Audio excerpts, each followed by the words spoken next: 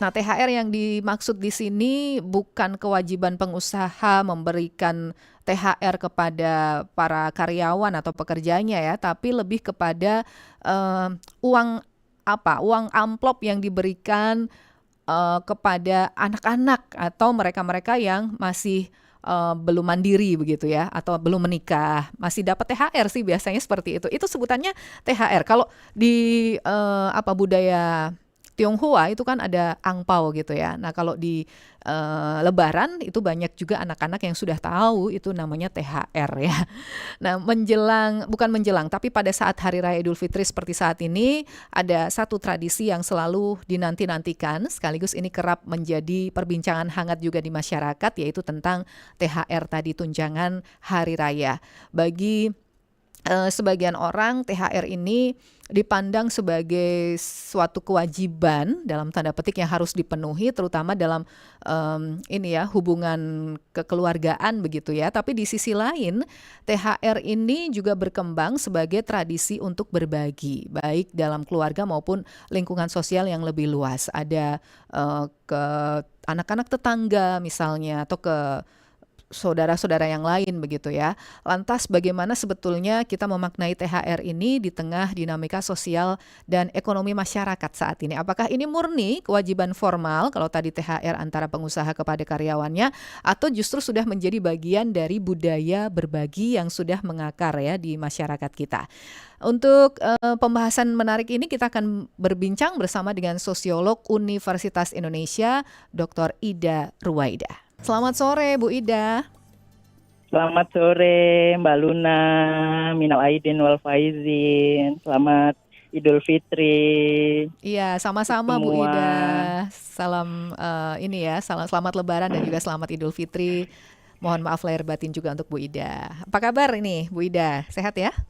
Sehat, amin. Iya, Sehat semuanya. sehat semuanya. Baik, hari kedua Lebaran ini kalau Bu Ida sendiri aktivitasnya apa ini Bu? Masih dalam rangka Lebaran kan ya? Masih ini lagi Mm-mm. kumpul keluarga dari ibu. Oh, Kan sedang kita kumpul. punya, iya biasanya kan gitu dibagi. Ini keluarga dari pihak bu, dari keluarga dari pihak bapak. Iya. Kan biasanya jalurnya memang beda ya, Mm-mm. gitu. Iya, baik, berkumpul bersama dengan keluarga. Tapi kalau di keluarga Bu Ida ada tradisi bagi-bagi THR nggak sih Bu? Sangat, barusan. Tetap ya Barusan ada ya. prinsipnya yang sudah menikah, sudah Heeh. bekerja, punya penghasilan. Mm-mm. Itu masing-masing udah menyiapkan amplop untuk sejumlah anak-anak Iya, gitu. baik. Tapi sebelum kita ke situ Bu Ida, dulunya kan THR itu yang kita tahu itu adalah kewajiban formal dalam sebuah eh, relasi pengusaha dengan karyawannya begitu Bu Ida ya. Ya, betul. Nah, tapi sekarang ini kok berkembang anak-anak itu juga udah tahu, oh dapat THR, dapat kalau di Tionghoa kan ada angpau gitu ya. Nah, kalau di Iya, betul. umat Muslim itu pada saat Lebaran kok namanya juga THR ya Bu Ida? Kenapa ya bisa gitu ya? Ya, saya kira ini kan sebetulnya juga dalam tanda kutip klerumologi yang bersifat masif ya. Oke. Harusnya kan nggak bisa disebut THR lah ya. Mm-mm, Karena kan betul. THR itu kan istilahnya aja tunjangan hari raya. Tunjangan itu menjadi bagian dari kewajiban pemberi kerja terhadap karyawannya. Mm-mm. Kalau THR ke anak-anak itu kan nggak cocok sebetulnya istilahnya. Saya kira memang tepat kalau tadi disebut ya uang lebaran atau amplop Mm-mm. lebaran. Karena Ya. kan memang dia dalam tanda kutip itu sebetulnya menjadi salah satu unsur penggembira buat anak-anak di Hmm, hari raya gitu. iya, Yang iya. kadang-kadang ditunggu-tunggu sama mereka gitu. Mereka Mm-mm. udah jauh-jauh hari udah mengingatkan, misalnya cucu saya, jangan lupa aku belum nanti harus dapet ya, kayak gitu-gitu. Jadi kalau di mana ya, di agama lain kan ada juga ya Mm-mm. Sinterklas, misalnya yang ditunggu sama anak-anak. Saint Peter, Saint Pete itu ya bagi-bagi permen atau Mm-mm. apa. Gift Mereka gitu ya. menunggu ya. Jadi itu sebetulnya juga di satu sisi memotivasi anak-anak dan kemudian memberikan keriaan, sebetulnya itu yang harusnya perlu Mm, dipahami. Jadi sebaiknya memang tidak diistilahkan dengan THR, mm-mm. uang Amplop lebaran atau amplop lebaran. lebaran Iya, gitu. baik. Yuk Iya, mulai normalisasi menggunakan term itu ya Bu Ida ya. Uang iya lebaran untuk betul. anak-anak gitu ya. Iya. Jadi ini Kalau sudah menjadi tunjangan tuh kan berat banget ya. betul, tunjangan itu ya dari kantor, dari perusahaan untuk karyawan biasanya begitu. Ini berarti kalau uang lebaran ini sudah menjadi tradisi sosial ya di masyarakat kita, Bu Ida. Ya, saya kira juga mungkin harus dilihat pada konteks wilayah ya. Hmm. Kalau di beberapa wilayah mungkin dia tidak terlalu dikenal, termasuk di daerah saya ya, kampung halaman orang tua saya tuh tidak mengenal sebetulnya Hmm. gitu. Tapi Oke. karena mungkin mereka ngelihat sekarang kan di era digital, media sosial, ini kan kemudian memberikan juga pengaruh ya. Ya, Roy di sana kok dibagi amplop, kok kita enggak, misalnya kayak gitu. Nah, itu Hmm. kemudian bisa menjadi cikal bakal juga ya, karena Hmm. media sosial, media massa itu kan istilah kita secara sosiologis itu disebutnya prime mover. Jadi dia memang penggerak perubahan. Nah, di sisi yang lain masyarakat yang tadinya mungkin belum mengenal, nah itu mulai dibudayakan atau dibiasakan lah ya, mungkin belum berbudaya tapi dibiasakan. Sama halnya misalnya masyarakat kita kan sudah ada Halloween segala, itu kan lebih karena faktor media ya, Hmm. yang bukan menjadi unsur budaya kita, akhirnya dia masuk menjadi bagian yang kita praktekkan ya. Ya. Mungkin kalau saya belum menyebut praktek budaya ya kita praktekkan meskipun itu kemudian di kalangan kelompok masyarakat tertentu. Baik. Kalau misalnya ini kan apa berbagi begitu ya saat Lebaran. Apa sih makna berbagi saat Lebaran melalui pemberian uang amplop ini? Tapi nanti jawabannya Bu Ida kita jeda sebentar saja ya dengan informasi berikut ini dulu. Dan untuk pendengar Pro 3 yang ingin bergabung nanti boleh juga berbagi bersama Pro 3 RRI di 0213523172 atau 0213844545. Kata tokoh dunia, kita harus berarti untuk diri kita sendiri dulu, sebelum kita menjadi orang yang berharga bagi orang lain. Ralph Waldo Emerson. Ya, kita lanjutkan kembali berbincang bersama Bu Ida Ruwaida, sosiolog dari UI, Universitas Indonesia. Bu Ida, kalau dalam konteks masyarakat Indonesia ini, apa sih makna berbagi saat Lebaran melalui pemberian uang amplop ini, Bu? Ya, saya sendiri juga baru terpapar informasi ya kaitannya dengan ketupat ya, filsafat ketupat yang ternyata itu mengandung unsur 4L, kan 4 sisi ya, ketupat itu kan 4 sisi. Eh, Sisi yang pertama itu lebaran, melebarkan dada, memaafkan segala macam. Nah, yang kedua itu yang saya kira, oh ini iya nih yang terkait dengan praktek pemberian amplop atau uang lebaran tadi. Itu yang dikenal dengan L kedua itu luberan. Luberan itu bagikan rezeki. Ya, nah jadi salah satu unsur keriaan dalam lebaran itu adalah berbagi rezeki gitu dari yang tadi ya, yang sudah kerja itu bisa berbagi kepada yang belum kerja. Tapi kan yang mendapatkan amplop lebaran itu biasanya anak-anak ya, Ya. di usia SD lah gitu. Karena berbeda dengan tradisi angpau, kalau angpau itu siapapun yang belum menikah itu bisa dapat angpau, kan gitu. Tapi kalau di lebaran hanya untuk anak-anak ya, rasanya kalau yang SMP atau SMA gitu kayaknya mereka juga malu ya menerima, karena kan besaran, kalau dari praktek saya sendiri, besaran yang diberikan juga nggak besar kalau untuk anak-anak, nggak gede-gede gitu ya kalau untuk anak tetangga. Beda halnya kalau itu untuk para ponakan atau cucu begitu ya, karena buat kita juga keriaan dalam keluarga itu ditandai salah satunya adalah dengan berbagi rezeki sesuai dengan kemampuan Ya. masing-masing. Nah ini yang juga harus diajarkan juga ya, karena memang kan nggak ada standar berapa yang harus diberi, karena jangan sampai ini kemudian menjadi semacam obligasi sosial ya, kewajiban sosial yang terus kemudian menjadi memberatkan. Nanti Ya. kan sekarang isunya adalah cari kerja susah, pendapatan juga terbatas gitu. Nah hal-hal yang seperti ini yang mungkin juga jadi penting ya disampaikan kepada anak-anak kita yang kecil-kecil ini. Makanya mungkin berapapun nilai uangnya itu kan dianggap sebagai rezeki. Itu yang harus juga diajarkan kepada anak-anak kita. Karena anak-anak kita juga nanti juga bisa banding-banding gitu ya. Kok yang itu memberi sekian, yang ini kok memberi sekian, misalnya kayak gitu. Nah, itu juga menjadi bagian yang sangat penting karena yang namanya tradisi itu ya, Mbak Luna, itu harus disampaikan juga nilai yang melatari. Kadang kan kalau udah jadi tradisi, sesuatu hal yang rutinitas, bahkan kehilangan makna gitu. Jadi orang cuma ngelihat kewajibannya aja seolah-olah itu menjadi obligasi sosial gitu. Itu yang sebetulnya sebaiknya seiring dengan praktek seperti ini, ada juga pembelajaran edukasi yang perlu diberikan kepada anak-anak. Baik. Cucu-cucu kita gitu. Oke, yang terpenting tadi ya sesuai kemampuan ya, karena ini kan berbagi sifatnya tadi. Tapi ada tidak yang sampai merasa ada memberikan THR ini seperti atau amplop lebaran ini seperti tekanan sosial bagi individu, gimana Bu Ida melihatnya? Kalau sampai ada yang melihat sebagai tekanan sosial begitu. Ya, itu karena bisa dimungkinkan, tapi itu kan sebetulnya juga sangat tergantung pada iklim dalam keluarga itu sendiri gitu. Ya, jadi iklim dalam keluarga itu artinya jangan sampai keluarga yang sebetulnya memberikan tekanan itu, kamu kok belum memberikan, misalnya kayak gitu. Karena ini kan sekarang jadi juga persoalan ya, terutama jadi disebutnya itu akhirnya mereka males bersosialisasi gitu. Jadi lebih baik nggak datanglah kumpul keluarga daripada ada tekanan-tekanan gitu.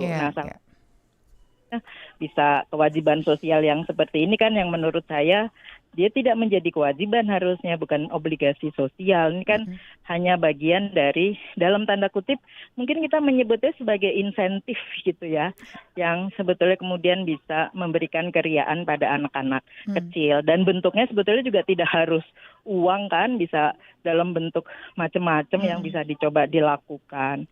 Saya kira itu ya. Ada snack karena juga dari, sekarang itu snack-snack yang kesukaan. lucu-lucu atau mainan permen yang ada boneka-boneka yang dengan murah meriah atau bendera dikasih duit 2.000. Yang jadi penting kan bukan nilainya ya, bukan nilai, bahasanya mungkin bukan nilai ekstrinsiknya ya, tapi kan nilai intrinsiknya itu yang terkandung di dalam pemberian tersebut. Itu yang tadi saya sampaikan, perlunya juga edukasi atau mungkin bahasa susahnya itu pembelajaran sosial ya, yang sebetulnya perlu ditanamkan kepada generasi yang ada gitu. Baik, jadi ini bagaimana masyarakat harus bisa menyikapi ya pemberian amplop lebaran ini supaya tetap sehat secara finansial bagi mereka yang mengeluarkan ini ya Bu Ida, tapi tidak kehilangan nilai kebersamaan itu tadi untuk berbagi tadi ya. Sehat juga secara mental, psikososial, itu yang juga jadi penting karena di era tertentu itu sebetulnya juga di era sekarang lah ya, maksud saya kadang kita sibuk dengan simbol-simbol gitu loh, politik simbol ya. Jadi hal-hal yang sebetulnya menurut kita tidak prinsipil tapi dianggap sesuatu hal yang prinsipil. Makanya tadi saya sampaikan lingkaran pertama yang utama itu sebetulnya adalah keluarga. Jadi ketika kita bisa memberikan pembelajaran di lingkungan kita, maka harapannya dia juga bisa menerima dengan baik gitu ya, ketika dia keluar dari rumah kita gitu. Ya, baik. Tapi kalau dilihat dari persepsi pemberian amplop lebaran ini, Bu Ida melihat ada perbedaan tidak ya antara generasi tua dengan generasi muda saat ini, Bu? Ya iyalah, generasi saya nggak ada amplop dulu. Belum ada ya. Mungkin ini 3 dekade terakhir ya, 3 dekade terakhir kayaknya gitu ya. Jadi sesuatu hal yang baru juga. Jadi yang namanya unsur budaya itu kan selalu ada aspek akulturasi yang kita nggak tahu apakah dari budaya praktek angpau atau apa gitu. Tapi kan memang ada yang hilang tapi ada hal yang baru ya. Misalnya kalau dulu tuh Lebaran kita terbiasa juga berbagi ketupat, terutama kepada keluarga tetangga yang non muslim, berbagi sedikit makanan kita. Sekarang kan paling nggak direfleksikan dari lingkungan pemukiman tempat saya itu udah nggak ada lagi gitu ya, berbagi makanan takjil menjelang berbuka. itu udah nggak ada lagi gitu. Tapi yang ada tuh sekarang misalnya ada praktek baru Ya, gitu. baik. Bu Ida, ini ada pendengar kita dari Buleleng ya. Kita coba sapa dulu Pak Dimas. Selamat sore Pak Dimas. Halo. Selamat sore. Ya. Assalamualaikum warahmatullahi wabarakatuh. Waalaikumsalam warahmatullahi Waalaikumsalam. wabarakatuh. Silakan Pak Dimas. Ya, selamat Hari Raya Idul Fitri. Mohon maaf lahir dan batin ya. Iya, sama-sama ya Pak Dimas. Maaf lahir batin. Ya, tadi saya sudah mendengar ini dari penyampaian dari Bapak Ibu Ida ya. Ya. Memang dari dulu ndak ada amplop THR itu, baru Hmm. sekarang ini. Mm-mm. Di sini juga di Bali itu ada THR. Tapi gini Mbak, itu amplopnya itu untuk keluarga saja gitu. Ya. Ya, tadi itu bervariasi itu. Untuk kisarannya itu kalau yang kecil-kecil ya dikasih 20, Ya. artinya itu. Nah, bagaimana ini untuk selanjutnya? Apakah seperti yang Mbak sampaikan tadi, ini apa selanjutnya akan begini gitu? Artinya tadi kan Mbak bilang bisa memicu nanti dikit sosialnya gitu. Tekanan Nah, sosial. Ya. Tapi yang saya rasakan ini yang mengeluarkan amplop-amplop itu khusus kalau di tempat saya itu keluarga saja gitu, seperti Baik. ponakan gitu. Ya. Nah, hanya itu penyampaian dari saya, kurang lebih mohon maaf, terima kasih. Terima kasih Pak Dimas di Buleleng. Dari sisi nominal, kan kalau kita lihat reels di media sosial atau meme gitu ya Bu Ida, itu sampai ada ada yang menerapkan bukan menerapkan tapi dibikin pagunya gitu ya. Kalau untuk keluarga sekian, untuk ponakan sekian, beda-beda nilainya Bu Ida. Gimana Bu Ida melihatnya? Nah, itu yang menurut saya sebetulnya udah mengarah kepada apa yang disebut sebagai obligasi sosial tadi gitu. Dan itu kan sebetulnya pemberian uang lebaran atau amplop lebaran itu kan bukan kewajiban sebetulnya. Ya. Kan harusnya harus dicatat itu sukarela ya. Ya.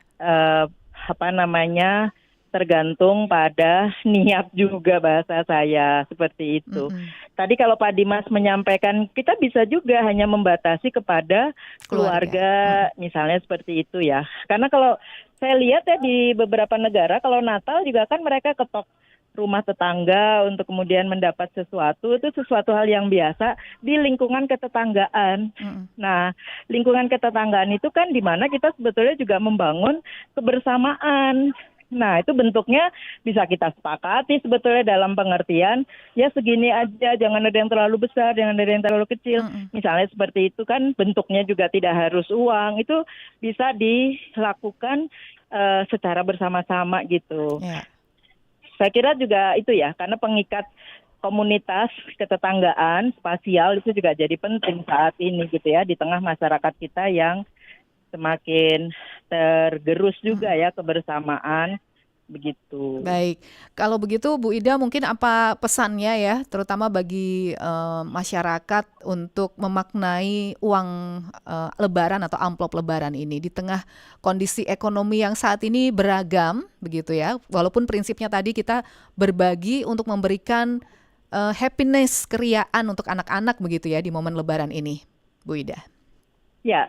Pada dasarnya kan sekali lagi ya uang lebaran atau amplop lebaran itu menjadi sesuatu hal yang bisa dihidupkan atau tidak dihidupkan juga bisa ya, karena sangat tergantung pada kesepakatan. Karena yang namanya disebut budaya tuh saya juga tanda tanya ya, apakah dia memang menjadi budaya gitu ya. Karena kalau yang namanya budaya tadi pertanyaannya Pak Dimas, apakah itu bisa hilang atau tidak? Selama pendukungnya tidak ada lagi, maka praktek tersebut akan hilang begitu dengan sendirinya. Baik, terima kasih banyak Bu Ida untuk perbincangannya bersama RRI Pro 3 di tengah kegiatan sedang berkumpul bersama keluarga ya. Kita memberikan edukasi ke masyarakat tentang uang lebaran ini. Oke, Terima kasih, selamat sore Ibu. sama-sama, selamat sore.